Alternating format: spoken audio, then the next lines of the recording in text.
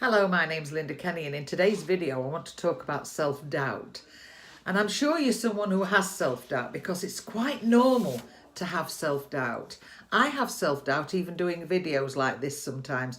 You get nervous and you think you're not good enough, and it's normal to feel that way. You're not unusual for having self-doubts. But what I'd like to do in this video is to give you 4 ways in which you can work on your self-doubt and overcome it and learn how to deal with it. The first thing is I want to teach you how to reframe your confidence. You might be someone who thinks I haven't got enough confidence to do videos, I haven't got confidence to put myself out there, I haven't got confidence to walk down the street sometimes. And you have to reframe it. So even the most confident people in the world have self-doubts. It's normal. And what you need to ask yourself is, what does confidence mean to you?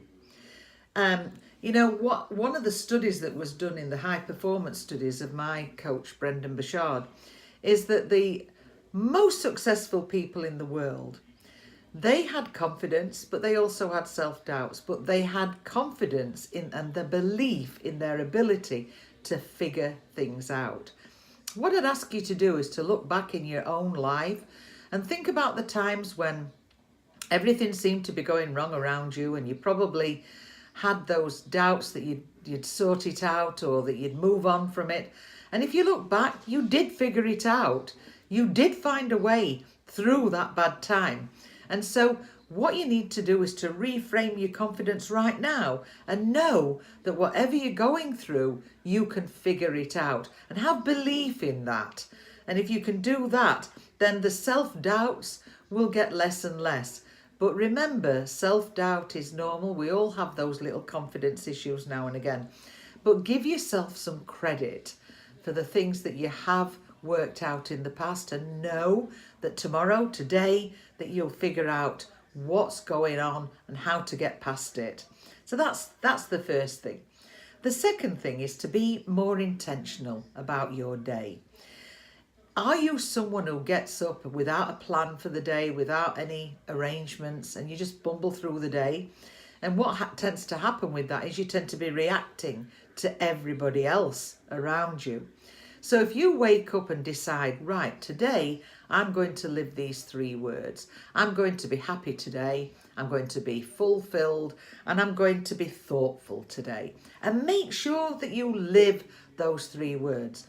Tomorrow, you might wake up and think, right, these are 3 words I'm going to be living today. And think of those 3 words. And if you get into the habit of being more intentional about how you want to live that day, it becomes a habit and you will actually start to feel much better and in more control of what goes on in your day.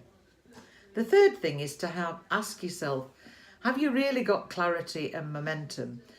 Clarity is about asking yourself what you actually want in life and how you're going to get there and who you really want to be as a person in your life. Now, if you haven't worked that out, that's something you need to really look at.